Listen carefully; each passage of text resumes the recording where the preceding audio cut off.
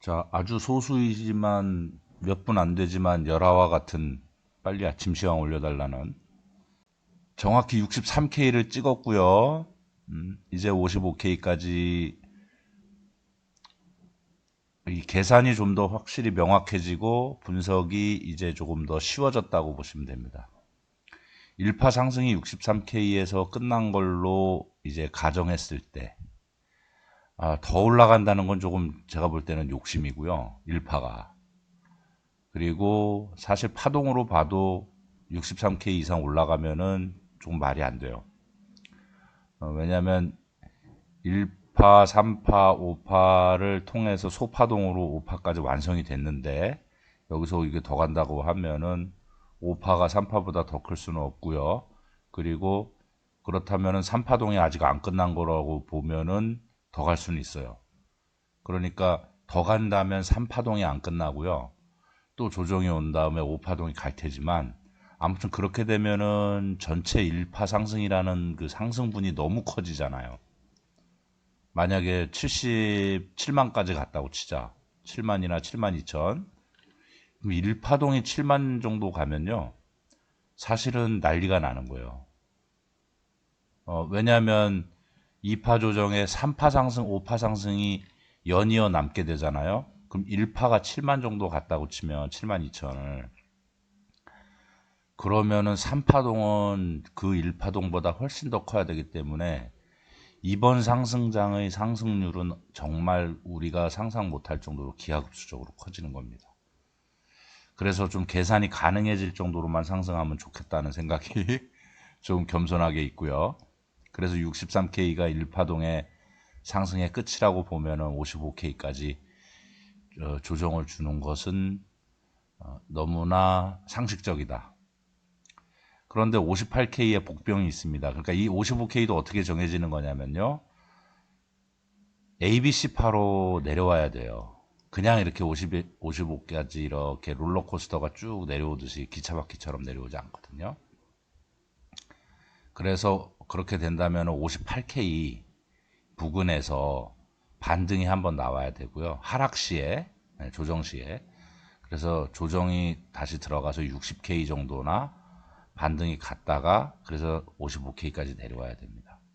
그러면 우리가 이제 볼 때, 제가 볼 때는 63K까지 올라오는 시점이 훨씬 더 빨라졌어요. 제가 예측했던 것보다. 너무나 빨라졌어요. 뭐, ETF 때문에 그렇지만. 그리고 이제 두 번째, 이 52K 정도에서 56K 정도의 매도를 하신 분 있죠. 만약에 이런 데서 잡았다가. 그런 분들 후회할 필요가 없으십니다. 왜냐하면 똑같습니다. 여기서 매도했어도 이 상승분을 못 먹었잖아요. 그런데 조정파로 다시 내려오게 돼요. 그런데 여기서 안 파신 분들을 보세요. 안 파신 분들은 지금 또 안 파실 거예요. 그러니까 파신 분들은 팔아서 못 먹은 걸 생각하지 말고 안 파신 분들은 계속 상승분을 먹었잖아요. 63K까지. 55K까지 내려오는 조정 기간에 마이너스 나는 걸 또 감내하고 또 안 파세요. 그분들은. 그러니까 쭉 홀더들은 그런 것을 감내하고 가는 거고요. 파신 분들은 내가 못 먹었다는 생각만 하시면 안 돼. 어차피 다시 내려와서 살 기회를 또 주니까. 그때 사면은 비슷해지는 건데, 그때 안 팔면, 그때 못 사면 이제 그때는 격차가 벌어지기 시작하는 겁니다.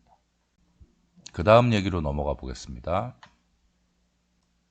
여전히 제가 항상 말씀드리지만, 그래서 수익이 났다가, 뭐 또 장이 막 좋아지고 막 이래가지고 내가 좀 덜 벌었어. 이런 거에 대해서 연연하지 마시고요.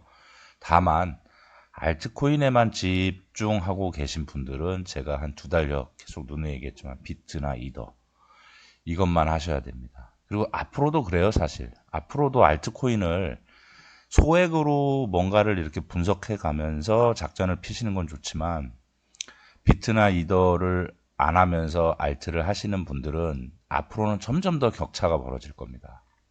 그리고 알트는 무한 경쟁 시대이기 때문에 무엇이 더 상승이 가는지 사실은 예측하기도 어려워요. 다만 이더리움이 잘 가줘야 알트코인이 발전합니다. 또 알트코인이 발전한다는 건 이더리움이 자리를 잡는 거고요. 근데 그 기반에는 뭔가 뒷이야기가 있는데 제가 나중에 또 시간이 되면 말씀드리고요. 이더리움 좀 볼게요.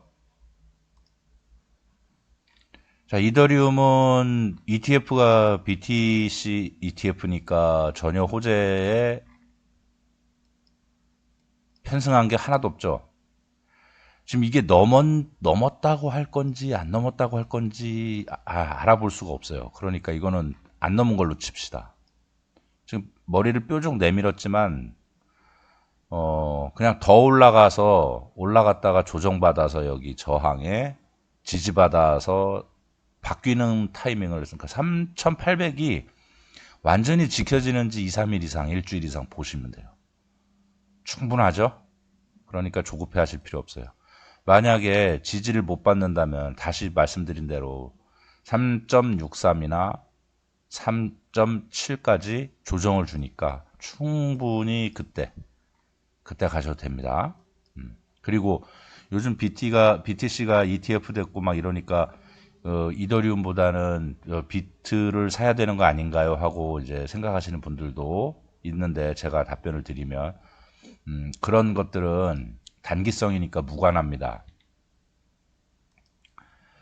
ETF는 지금 이게 선물 ETF예요. 그러니까 한 2년 전인가 제가 기억에 치중하니까 정확히 연도나 이건 기억이 안 나죠. 한 2년 됐을 거예요. 2, 3년. CME 선물이 미국에서 BTC가 최초로 승인됩니다. 그런데 BTC 선물이 유일한 거예요. 그러니까 지금 미국에서는 캐나다에서야 뭐 많이 됐지만 우리가 상징성이 미국에 있잖아요. 근데 이번에 그 이후에 두 번째로 CME 선물에 대한 선물 ETF입니다. 그러니까 파생에 대한 파생 상품이에요. 비트코인 현물에 대한 ETF가 아니라는 겁니다. 이번이. 이걸 잘 보셔야 돼요. 그러니까 뭐냐면 거래량이 미비한 데다가 개인들이 할 수 있는 금액이 아닌 데다가 별로, 그리고 기관들의 조작에 의해서 개인이 참여했다가 엄청난 큰 손실을 볼 수 있는 상품입니다. 그래서 이것이 BTC 시장에 긍정적으로 반영이 되려면 적어도 1년 정도 이상 걸려야 돼요. 그 전에는 정말 악재가 될 수도 있습니다. 그래서 지금 말씀드리는데 여전히 거래량을 어제 검토해 볼게요. 거래량 검토해 보면 이 거래량이 눈에 띄게 폭등한 상태 전혀 아니에요. 역시 지금 개미들이 붙었어요.